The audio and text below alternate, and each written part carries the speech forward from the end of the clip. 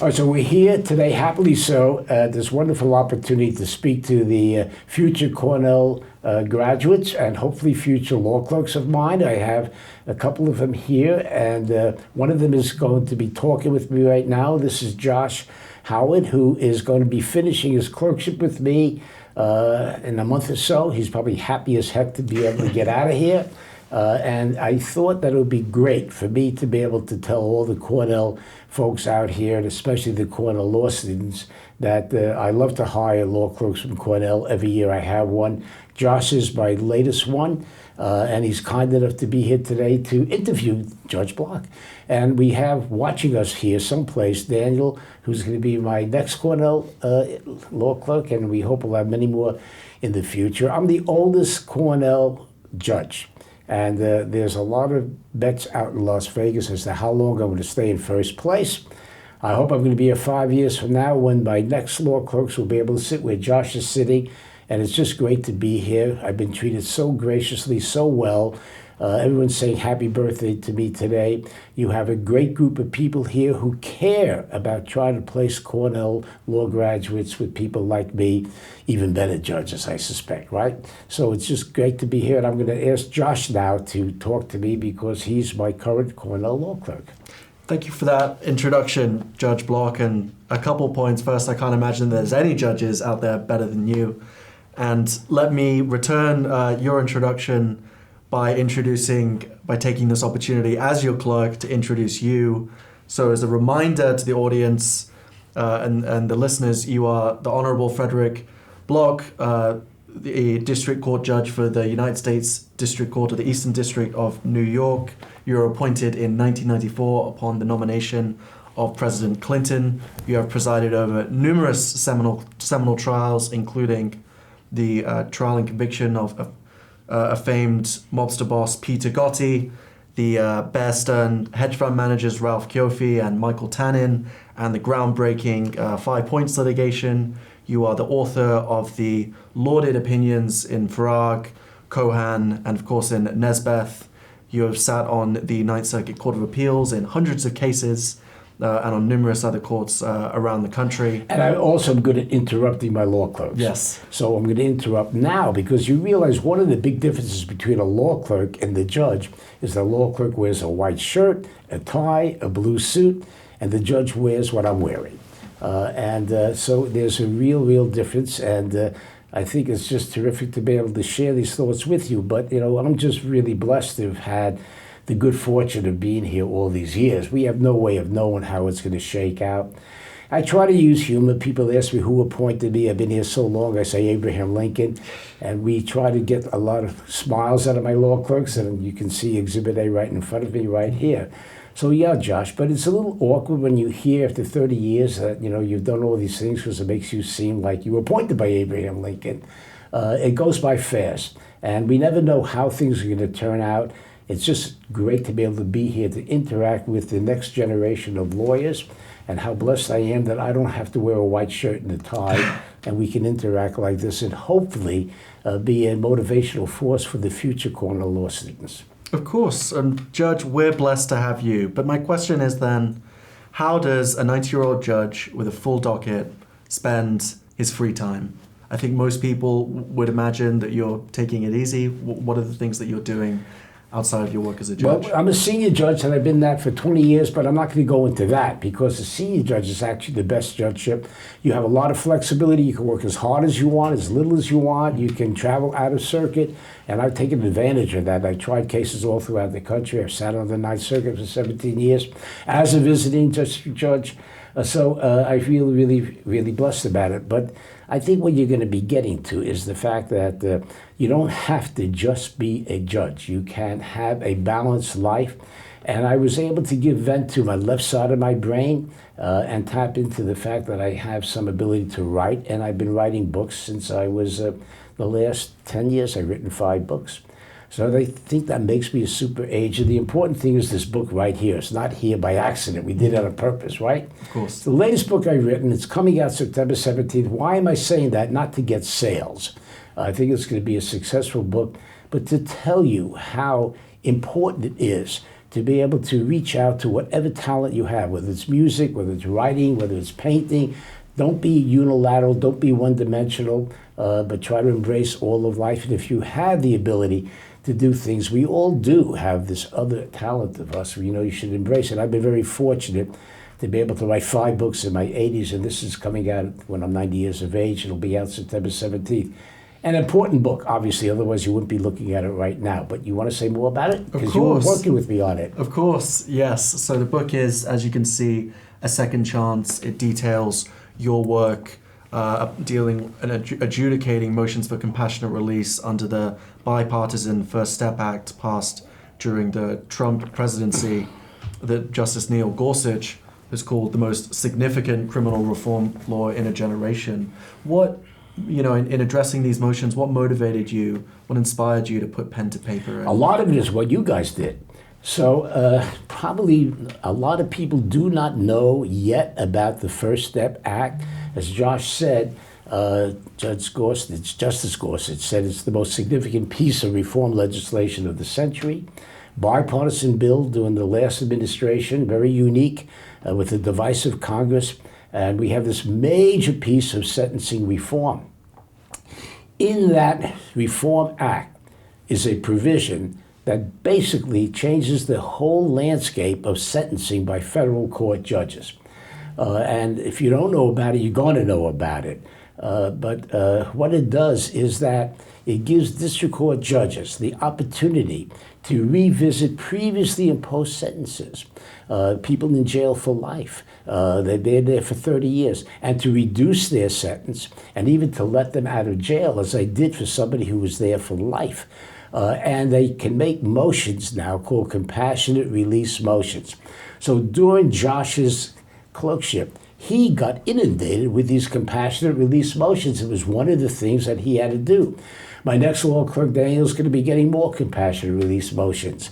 And it's changed the sentencing landscape in the United States. So because of Josh and my other law clerk who were writing all about these motions, it gave me the idea that there was a book that was important for me to write that would be of value to the public. I think it's going to be a big deal. And it's called A Second Chance because we now can give people who are worthy of being released from jail after many years in jail for various reasons to give a second look, let them out of jail, reduce their jail sentences. It's a major, major piece of sentencing reform. If you don't know about it, you're going to hear about it, but we get these motions all the time. So Josh and my other clerks had to deal with those motions. And as we got these cases, I thought they were interesting, and it served as the basis, as the catalyst for me to think about writing my 5th book. And I'm pretty sure I may be a media sensation because who is not going to want to interview the 90-year-old judge who wrote this book, right?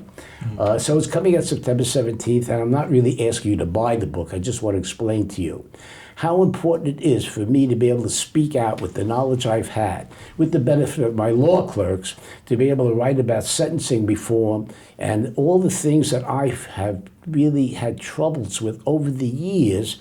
I talk about in this book about things like mandatory minimum, about the trial tax, on and on and on. Our mass incarceration problem. We are 4% of the world's population with 22% of the prisoners. Mm-hmm. So Josh knows all about this, and it was basically because of the research that you did on these motions that we had, which you never thought about when you at Cornell. No. Which motivated us to write this book. Mm-hmm. And so I thought that that's a story that I should tell now at this opportunity, not because everyone's going to want to buy the book and read it, obviously who sees me, right? Mm-hmm. But it's not really done for that purpose. It's done to really give you a sense of how important it is to be current, how important it is to have bright, law clerks who really can really motivate the judge to do things that he might not otherwise have done. And I think that made for a meaningful clerkship that you had, which you probably never anticipated when you graduated from Cornell. Certainly not. I think that's always what you hear, is that a clerkship with Judge Block is going to be a unique experience.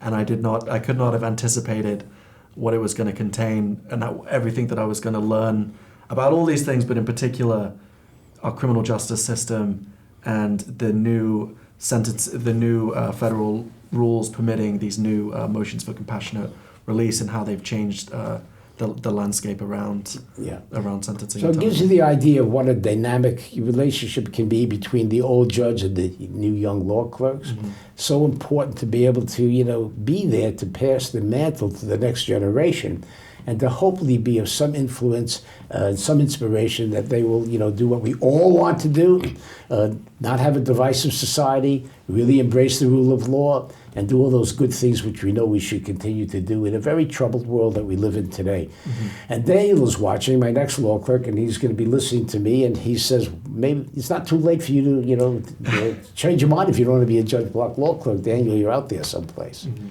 But you have a good idea what to expect. Yeah. Just for the audience, Daniel's nodding and saying there's nothing that could let him change his mind about being a Judge Block law clerk. We have a spy here. Yeah. And just to talk about the book a little bit more, so the book deals with 6 actual cases that you had, 6 criminal defendants who petitioned you to release them on compassionate grounds. And what motivated you to choose these six people? So we have a bunch of these, and 6 really, jumped out of the pages. That would be the basis for a book that's not going to be a boring book. It's a bit of a mystery. It puts the reader into the book big time. So we got the creative idea. I don't know whether, Josh, you may have suggested this to me. Take some stories. The first one is one which you younger people never heard of, but the older people know about Abner Louima. In the 1990s, this Haitian immigrant who had a broomstick shoved up his rear end by a police officer, mm-hmm. and it led to the conviction of this police officer. It was the first police officer that was convicted of a police brutality case. It was the beginning of the Black Lives Movement's matter. Volpe, the police officer, was sent to jail for 30 years. And now, after this law was passed, he made a compassionate release motion before Josh to let him out of jail after 21 years, claiming that, he's been there long enough, he shouldn't have to serve his full 30 years. So that's chapter 1. And then we have 3 or 4 more chapters, a couple of real mafioso people and stuff like that. And they each are stories that came to me and came to my law clerks to give them compassionate release. And I put them together, and then I don't tell the reader what I did, whether I let them out of jail, whether I reduced their jail time. I sort of make it a little bit of a suspense, and then you read about the First Step Act and the discretion I now have. And then in part 3, I tell you what I did. Did I let Volpe out of jail? Did I let Tony Russo, the mafia murderer, out of jail? So there's a bit of a hook there. There's a bit of a mystery. I think it works well. Mm-hmm. And then we talk about how important it is that the states, where 90% of the prisoners in our mass incarceration world come from the states. I think I've mentioned many times we have 4% of the population, of the population of the world, and 22% of the world's prisoners. It's an embarrassment. So all of the sentencing reform is designed to reduce our mass incarceration problem. So in the last part of the book, we say the states have to adopt this also. The state's parole system is broken. The states have to embrace the First Step Act that Congress passed that governs federal prisoners and give people a second chance. Good title for the book. Mm-hmm. So I hope it's going to be well read.